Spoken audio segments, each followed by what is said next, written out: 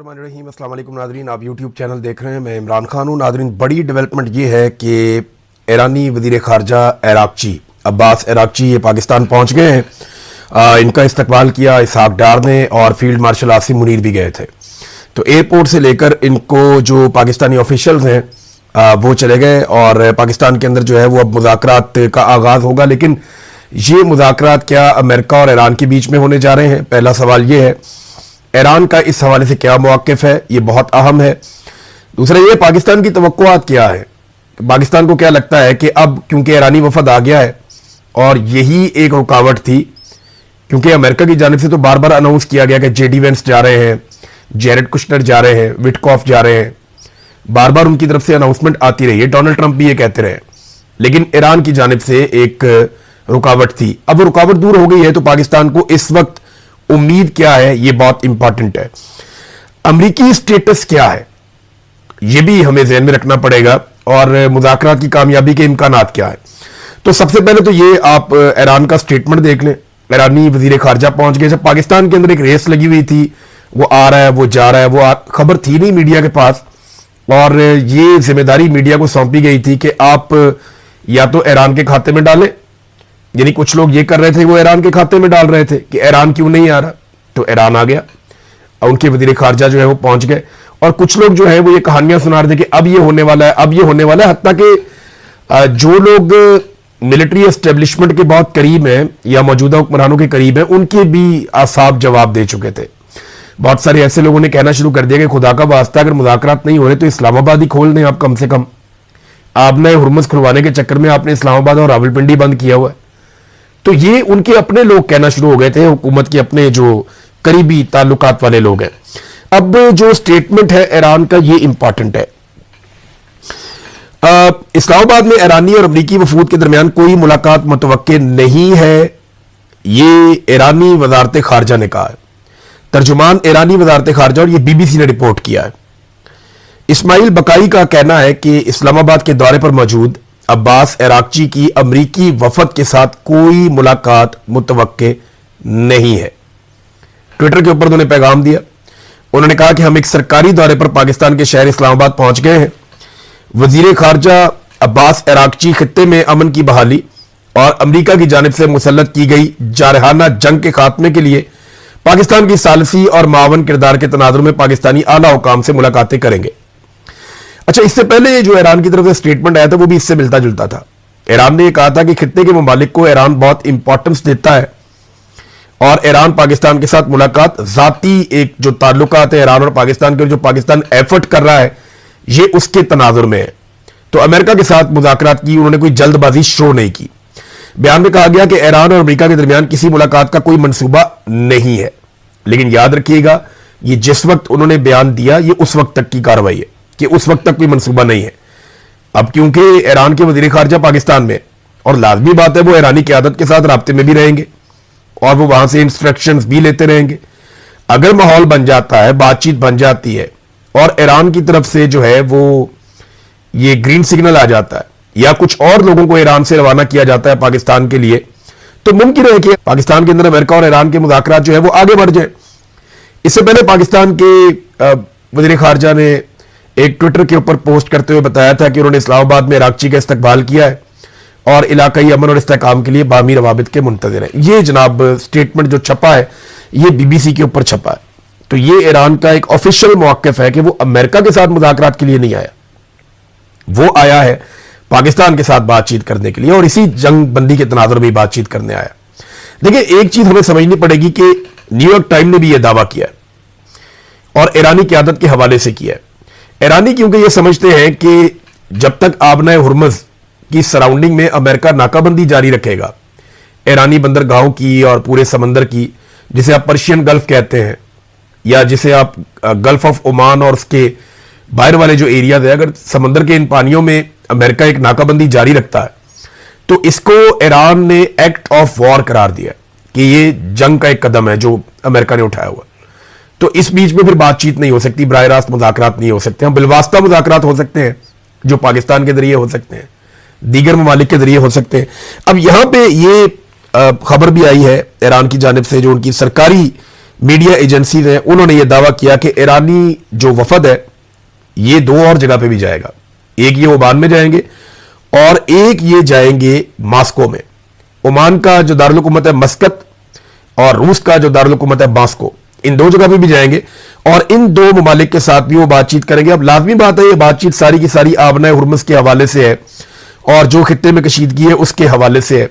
तो ईरान जो अपने इत्तेहादी है या आसपास जो ममालिक है वो उनके साथ अपना रिलेशन खराब नहीं करना चाहता इस जंग के तनाजुर में। अच्छा जी, अब दो बंदे फौरी तौर पे अमेरिका की तरफ से जो रद्देमल आया वो रद्देमल ये है कि स्टीव विटकॉफ और जेरेड कुशनर को फौरी तौर पे, आज हफ्ता है तो हफ्ते की सुबह जो है वो अमेरिका से उनको रवाना किया जा रहा है और वो आएंगे मुज़ाकरात करने के लिए ईरानी वफ्द के साथ। अब ये दो लोग जो हैं इनके बारे में मैं आपको एक क्लियर बात कर दूं, इनके स्टेटमेंट्स आप उठाकर देख लें। अव्वल तो ये दोनों जो है वो जिस लेवल के लोग हैं इनमें एक तो बहुत बड़े बिल्डर है स्टीव विटकॉफ, ये कंस्ट्रक्शन इंडस्ट्री के अंदर बहुत बड़ा नाम है, डोनाल्ड ट्रंप के दोस्त हैं जाती नौयत के और इन्हें इस रीजन के अंदर लगाया गया है और वो कारोबार भी साथ करते हैं, उनकी फैमिली भी कारोबार करती है। और ये अमेरिका से ज्यादा स्टीव विटकॉफ को ये तासुर है कि ये इसराइल के मफादात के ज्यादा करीब है और यही बात जेरेड कुशनर के बारे में भी की जाती है। जेरेड कुशनर के ऊपर एक अमेरिका में इंक्वायरी की बात भी चल रही है कि सेनेट उनके खिलाफ इंक्वायरी करेगी कि अरब ममालिक में मुज़ाकरात के साथ साथ जेरेड कुशनर कैसे मफादात के टकराव के तहत उनसे पैसा वसूल कर सकते हैं। ये सारी चीजें चलती रहेंगी। बहरहाल ये दो लोग जो हैं ये अमेरिका से ज्यादा इसराइली नुमाइंदा होने का इनका तासुर है। जेडी वेंस कब आएंगे ये डिपेंड करता है कि ईरान के साथ मामला कहां तक आगे बढ़ते हैं और क्या डोनाल्ड ट्रंप आएंगे। ये पाकिस्तान को एक आसरा दिया गया। मैं आपको कैटेगोरिकली ये बात कह रहा हूं कि पाकिस्तान के हुक्मरान ये बात कह नहीं रहे क्योंकि वो कहकर शर्मिंदा होना नहीं चाहते। उन्होंने इसको एक सरप्राइज के तौर पर रखा हुआ है और ये एक जैकपॉट है जो उनका लग सकता है। उन्हें यह आसरा दिया गया है अमेरिकी इंतजामिया की जानिब से कि आप जोर लगाएं, पूरी कोशिश करें, अमेरिका को आप एक अच्छी डील लेकर दें ईरान के साथ और ट्रंप की एक अच्छी फेस सेविंग हो जाए और पाकिस्तान अगर ट्रंप की गुड बुक में आता है तो यह आसरा इनको दिया गया है कि डोनाल्ड ट्रंप इस्लामाबाद में लैंड कर सकते हैं और अगर वो इस्लामाबाद आएंगे चंद घंटों के लिए भी आ जाए, अगर 2 घंटों के लिए भी आ जाए तो ये पाकिस्तान के लिए, क्योंकि देखिए डोनाल्ड ट्रंप ने एक दौरा चाइना का भी करना है अभी फ्यूचर में और जब वो यहां पे आएंगे पाकिस्तान में डोनाल्ड ट्रंप तो बहुत सारे मामला तब तक तय हो चुके होंगे। तो पाकिस्तान को इस बात की उम्मीद है कि डोनाल्ड ट्रंप इस्लामाबाद का दौरा कर सकते हैं या कम से कम जेडी वेंस तो जरूर वापस आ जाएंगे अगर पाकिस्तान कामयाब हो जाता है। तो पाकिस्तान ये चाहता है कि जंगबंदी के अंदर तोसी हो जाए और ट्रंप की गुड बुक्स के अंदर पाकिस्तान रहना चाहता है। लेकिन एक बात ना सबको जाती मफादात से बालातर होकर सोचनी पड़ेगी कि पाकिस्तान के लिए एक ताकतवर ईरान जरूरी है। यह बात पाकिस्तान की मिलिट्री एस्टेब्लिशमेंट भी समझती है। एक कमजोर ईरान पाकिस्तान के लिए मुसीबत बन जाएगा मुस्तकबिल में, क्योंकि अगर ईरान के अंदर अनारकी होगी, हालात खराब होंगे, वहां कोई स्टेबल गवर्नमेंट नहीं होगी, कंट्रोल नहीं होगा, तो आपके बलूचिस्तान के अंदर हालात खराब होंगे और फिर इंडिया और इसराइल की दोस्ती आप जानते हैं अच्छी तरह। अगर यह बात एस्टेब्लिशमेंट के दिमाग में है और वो ये जानते हैं और अगर वो इसके तनाजुर में चीजें कर रहे हैं तो वो सही कदम आगे बढ़ा रहे हैं कि उन्हें पाकिस्तान का पहला CDF मुकर्रर कर दिया गया है। ये जाली नोटिफिकेशन जारी किया गया और ये जाली नोटिफिकेशन क्यों जारी किया गया ये आपको भी बताते हैं। इसके अंदर काफी गलतियां भी थी। जब मैंने पहली मरतबा इस डॉक्यूमेंट को देखा तो मैं हैरान हो गया था और ये बड़ी प्लानिंग के तहत हुआ है। अच्छा, आसिम मुनीर साहब का नोटिफिकेशन ही ज्यादा इम्कान है कि उनका हो जाएगा CDF के तौर पे। जो कबाहतें हैं उनको दूर किया जा रहा है, ज्यादा इम्कान तो उनका ही है। हालांकि इमरान खान साहब ने नवाज शरीफ को मौका दिया हुआ है कि भाई आपने अगर किसी और को भी बनाना है बना लो, मैं आसिम मुनीर के साथ किसी किस्म की डील या डील नहीं करूंगा। अगर आप आसिम मुनीर को हटा भी देंगे तो ये आपका कुछ नहीं बिगाड़ सकेगा। वजह यह है कि मैं इसको अपना पल्ला नहीं पकड़ाऊंगा। ये इमरान खान साहब ने कैटेगोरिकली ये कर दिया।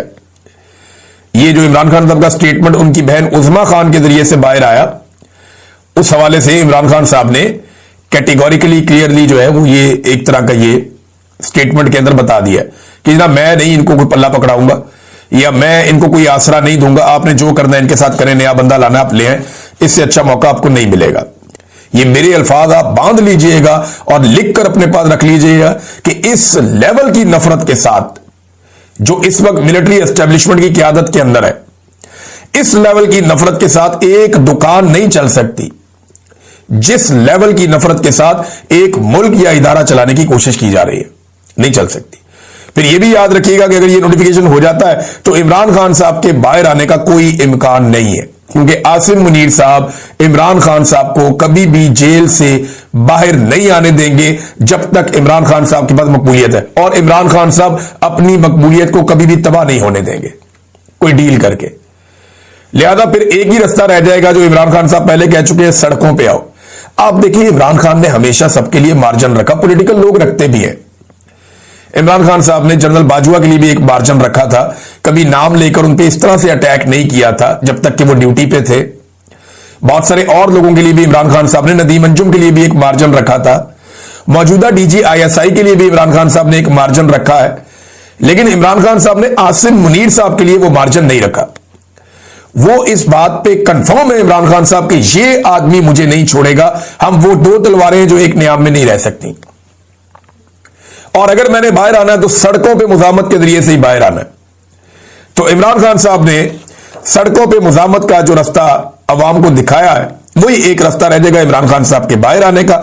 नवाज शरीफ साहब को एक बात तो और भी कंफर्म आप कर लें कि अगर आसिम मुनीर साहब को मौका मिल गया तो वो नवाज शरीफ साहब को कंफर्टेबल पोजीशन में नहीं आने देंगे। उनकी बेटी वजीर आला रहे, भाई उनका वजीर आजम रहे, लेकिन नवाज शरीफ की वो पहले वाली मौजे या उन्हें लगता है कि नवाज शरीफ खुद आ जाएंगे, ये वो शायद नहीं होने देंगे।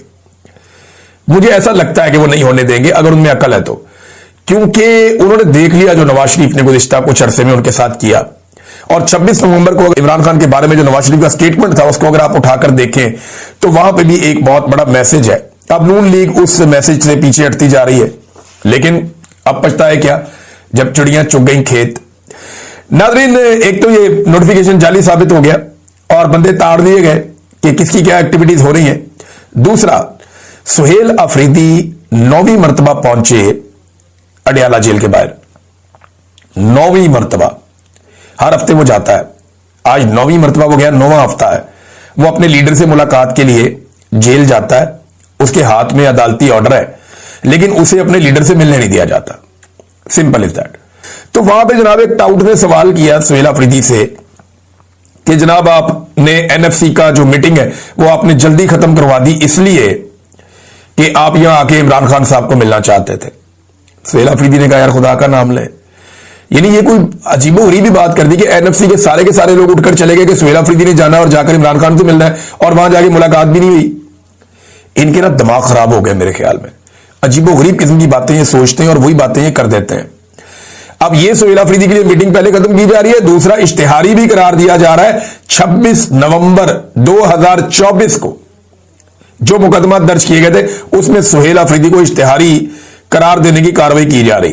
तो एस्टेब्लिशमेंट के पास नफरत के अलावा कुछ नहीं है। ये इस नफरत की आग में खुद भी जलेंगे, मुल्क को भी जलाएंगे, और अब तक तो ये मुल्क को लगातार जलाते ही चले जा रहे हैं। सुहेल अफरीदी की मुलाकात फिर नहीं करवाएगी। अब जब मुलाकात नहीं करवाई गई तो टाउटों की खबर दुरुस्त साबित हुई। वो जो टाउट्स हैं जिनको बताया गया था कि अब हम सुहेल अफरीदी को नहीं मिलने देंगे जुमेरात को, तो फिर सुहेल अफरीदी को जुमेरात को नहीं मिलने दिया गया। तो टाउटों के पास जो मालूमात थी वो मालूमात बज़ाहिर दुरुस्त थी कि सुहेल अफरीदी की मुलाकात नहीं करवाई जाएगी। एक तो ये बात भी हम अपने ज़हन में रखें, यानी जज तो नहीं बताएगा ना टाउटों को, कोई और भी नहीं बताएगा, तो इनको तो एस्टेब्लिशमेंट के लोग ही बताएंगे, अफसरान एजेंसियों के वही बताएंगे जिनके कंट्रोल में इमरान खान की जान और अडयाला जेल है। कंट्रोल में तो अल्लाह ताला के है, लेकिन इन्होंने तो काबू किया हुआ ना, ये तो सांसों के मालिक बने हुए हैं लोगों को जेलों के अंदर बंद करके। तो उन्होंने जो कहा वही हो गया। अब इमरान खान के पास जो है ना मुजामत के अलावा कोई और रास्ता नहीं है, कोई और रास्ता इन्होंने छोड़ा भी नहीं। और इमरान खान साहब का अपना करैक्टर आप देख लें या उनकी आप सियासत देख लें, अब इन दोनों चीजों का इन्हिसार या तकाजा मुजामत पे ही होगा। वजह यह है कि इमरान खान साहब का अपना किरदार मुजामत के अलावा किसी और रास्ते पे जाने वाला है ही नहीं, वो इधर ही जाएंगे। वो जिस आदमी को गोलियां लगे और वो बाहर निकलकर मुक्का लहरा रहा हो, ये तो आप किसी और को गोलियां मार के देखें ना कि वो किस तरह एम्बुलेंस में जाता है। जो आदमी 70 साल की उम्र में गोलियां खा के बाहर निकलकर मुक्का लहरा रहा हो, उस आदमी का करैक्टर क्या होगा? वो मुजामत में ही जाएगा, वो मफामत में नहीं जाएगा। दूसरा, जो इमरान खान साहब की सियासत आज खड़ी है जिस मुकाम पे, वो मुजामत की वजह से खड़ी है। मफामत की वजह से वो बहुत डाउन चले जाते, जैसे जरदारी साहब या नवाज शरीफ साहब चले गए हैं। बहरहाल इस फेक न्यूज ने पाकिस्तान के पूरे सिस्टम को हिला दिया है। जो तारर्स हैं दोनों, अता और दूसरा वजीर कानून, दोनों तारर्स बैठे, एक प्रेस कॉन्फ्रेंस की उन्होंने और 4 बजे के करीब उनकी प्रेस कॉन्फ्रेंस थी और इस प्रेस कॉन्फ्रेंस में उन्होंने अडियाला जेल के मामला डिस्कस किए। पहले शायद ये था कि नोटिफिकेशन के मामला डिस्कस होंगे, लेकिन क्योंकि कोई डेवलपमेंट नहीं थी तो फिर इन्होंने अडियाला जेल के मामला डिस्कस किए और अब इन्होंने अनाउंस कर दिया कि उज़्मा खानम की भी मुलाकात नहीं होगी आज के बाद। भाई आप कौन होते हैं फैसला करने वाले की मुलाकात उज़्मा खानम की नहीं होगी? वो इमरान खान की बहन है, उसके पास ये आईनी और कानूनी हक है कि वो जाए और जाकर अपने भाई से मुलाकात करे। ये हक अलीमा खानम के पास भी है, नौरीन खानम के पास भी है। तो अगर अगली मर्तबा नौरीन खानम कोई पैगाम लेकर बाहर आ जाती हैं तो आप कहेंगे कि आज के बाद नौरीन खानम की भी मुलाकात नहीं होगी। 20 तारीख को इमरान खान साहब का एक केस लगा हुआ है अदालत में अडियाला जेल के अंदर। ये पिछले 2 महीने से इसको पेंड किया जा रहा है। पहले 1 तारीख दी गई, फिर दूसरी तारीख दी गई, अब दिसंबर की 20 तारीख दी गई है। तो चकाना टू। अब ये केस जब अदालत में लगेगा तब तो इमरान खान साहब की फैमिली, वकला सारे जाएंगे। अगर एक और डेट ना दे दी गई और नोटिफिकेशन या ऐसी चीजें ना फंस गई तो फिर इमरान खान साहब का ये केस लगेगा, तो इमरान खान साहब का स्टेटमेंट तो फिर बाहर आ जाएगा। तो आप इमरान खान की जुबानबंदी कर नहीं सकते। इमरान खान साहब ने जो कुछ कहना था वो कह दिया और बहुत सारी चीजें अब रिकॉर्ड का हिस्सा बन चुकी हैं। फैसल वाडा जैसे लोग हो गए या बहुत सारे और टाउट्स हो गए, ये लोग जब बात करते हैं ना